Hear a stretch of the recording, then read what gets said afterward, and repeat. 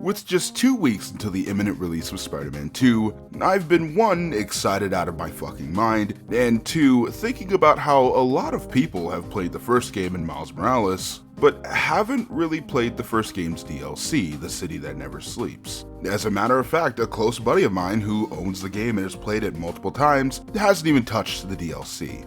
He knows who he is, the bastard. I also realized that despite giving my first impressions of the first chapter, God knows when, I never really fully talked about The City That Never Sleeps in depth, despite playing through it both on the PS4 as well as the PC remaster. So to kill some time until October 20th, I decided to revisit this very short campaign and see whether or not it's worth replaying or experiencing for the first time before the sequel releases. And as I sit here after replaying it for the past 7 or so hours, I can safely say that this is the worst Spider-Man story that Insomniac has ever made. Unless Spider-Man 2 somehow ends up sucking, which I doubt. If that does happen, I'm fucking rioting in the street. It's not the worst Spider-Man story or even really a bad game at all, but in terms of what they'd offered in their other installments, Insomniac dropped the ball hard. The entire DLC takes place 3 months after the main game and tries to pick up a lot of loose ends left by that campaign. Mainly that Felicia Hardy is stealing again, Miles is training to be Spider-Man, and Silver Sable's tech is still left back in New York. All this is fine and pretty much what I expected. It was very blatant that stuff was setting up the DLC. All I wanted going into this was some chase scenes with Black Cat, some good boss fights,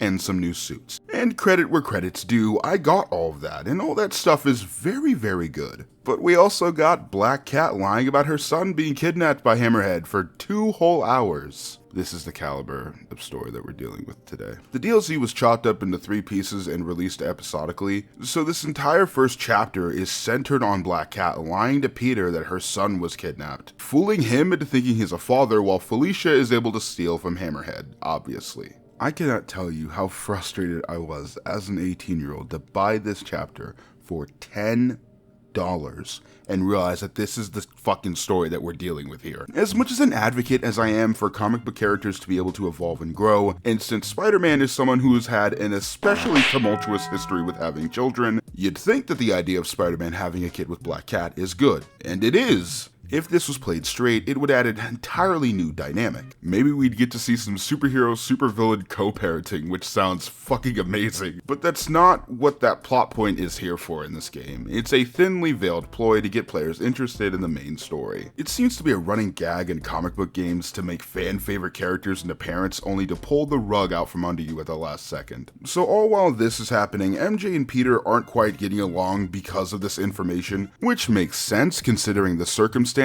emphasis on the come. The only problem is that this is almost exactly like their dynamic in the main game until they squashed their beef and got back together at the end. So the story is retreading an issue over a kid that obviously doesn't fucking exist. After Black Cat is able to steal some shit under Peter's nose, the first chapter ends with her double-crossing both Hammerhead and Spider-Man, no surprise and very in character. Then she fakes her death after Hammerhead orders a hit on her. The end. And oh boy, was that a nothing burger of a story. There is a very cute scene between MJ and Peter where they hint at having their own kids in the future, which is nice, and was probably the point of having MJ play such a big role in this first chapter, but it doesn't make up for this plot point at all. Hammerhead is barely set up at all and only shows up in the final 2 seconds of the DLC, while the rest is spent on Insomniac's version of an episode of Maury. Thankfully, Chapter 2 is far better. The focus shifts toward the police captain Yuri and Spider-Man stopping Hammerhead, only for the operation to completely go sideways and Yuri's men all end up dead,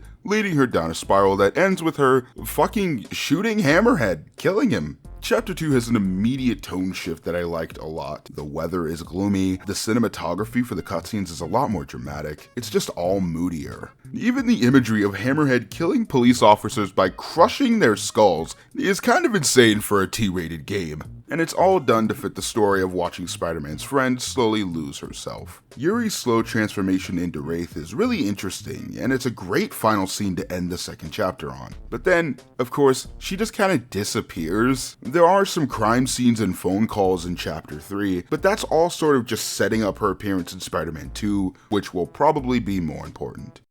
Oh, and Hammerhead's alive.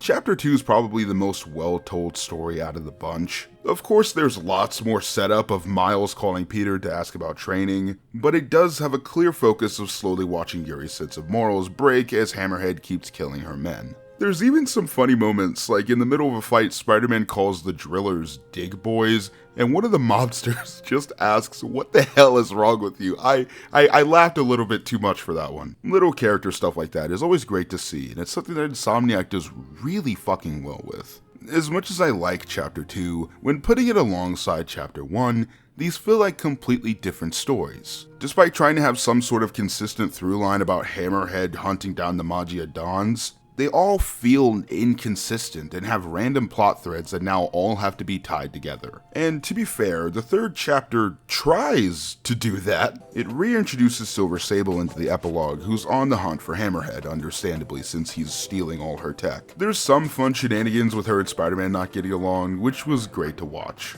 Then, out of nowhere, Hammerhead just sort of shows up and now he's this half-robot, half-mobster thing. Then Black Hat shows to help out and says that she was watching him the whole time. Then she disappears, probably to be seen in the sequel. Spider-Man and Silver Sable fight Hammerhead, then ram a fucking plane into him and kill him. Roll credits. As you could probably tell, Chapter 3 is the most disjointed story-wise, but it was also the most fun to play. The story does focus on Sable learning to work alongside Spider-Man, which is good, and if the story was told better, you could almost argue that each of these chapters focuses on a different person related to Spider-Man and their sense of morality or something. But all that really takes a backseat to more setup. Peter and MJ went to go on a vacation just as the war in Symkaria gets worse, which explains why Peter is gone in Miles Morales. The aforementioned Yuri stuff sets up her appearance in Spider-Man 2, the same with Black Cat, who, I kid you not, literally just fucking zips away to be seen in the sequel. When cramming these 3 chapters together to try to make some sort of story, you end up with a mess that completely lacks focus. It seems like Hammerhead is what the story is about, and while that might make sense, he shows up so sparingly, with all of his scenes lacking any real through line or even a notable character, that he's barely a constant. There's fun missions and set pieces, but it almost feels like those were made first and they were tied together by fishing line and Elmer's glue. Thankfully, those missions and set pieces themselves are still really fun to play. Lots of them were filler, like the missions that just introduce side content, which always feel like a waste of my time. And there were a few story ones that I wasn't the biggest fan of, like all the Spider-Bot stuff and the one MJ stealth mission, but those were short enough that they barely registered in my mind. However, the car chase with Sable, the museum fight with the Maggia, and the Black Cat chase are some great missions that do deliver a fun experience and are able to match the sense of scale and spectacle of the main game. Playing as Peter was so much fun and is exactly what I like to see in games like this, oddly enough.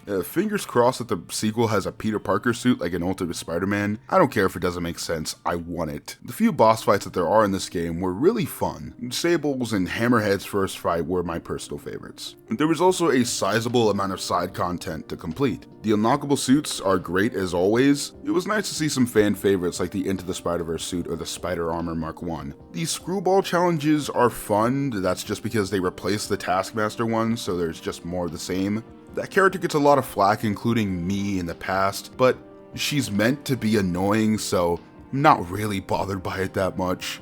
Collecting Walter Hardy's paintings was a nice surprise since that character gets no airtime at all, presumably outside of the comics. There's some Mafia bases to clear, which are, again, more of the same that you'd expect from the main game, but it's still fun, and it's nice to get some bang for your buck. As you could probably tell, I obviously have some "They'll kill my son" issues with this DLC. I had a fun time with the game itself whenever I could do game stuff. It's just more of what I liked about the main campaign, which is always a good thing. The story itself is just not told well at all. Save for some nice character moments here and there, and a good chunk of Chapter 2, it wasn't enjoyable at all. It almost felt like a 5 to 6 hour long word vomit of whatever ideas Insomniac had while developing the first game, all shoveled into a campaign. Maybe playing this right after Arkham Asylum, which is also 6 or so hours, is doing this game absolutely no favors. In my opinion, DLC should be an expansion of what was good about the main game. It should give you more of what you liked, while also allowing the developer a chance to shake some things up, be it in gameplay or story. And especially with expansions like Phantom Liberty in separate ways releasing recently, even Remind, which I wasn't a big fan of, it makes me look at the City That Never Sleeps less and less charitably. This isn't a cliffhanger meant to entice you to return. The entire narrative is just haphazardly resolving character arcs from the first game as fast as possible while setting up the following game. There isn't really a story, it's just an excuse to fight Hammerhead. If you just want more crimes, side missions, suits, and just stuff to do while waiting for 2 to release, then yeah, you should play through The City That Never Sleeps. Despite my criticisms as a diehard Spider-Man fan, it's fine, but it's not really required. As long as you know that Yuri is evil now and Black Cat's out there somewhere in the city, there's presumably very little story to be extracted or expanded upon from this DLC. What a fucking shame. Anyways, don't forget to share this on HBO Max, not Max. They're 2 different things. If you share this on Max, I will find you. But be prepared to live with your choice.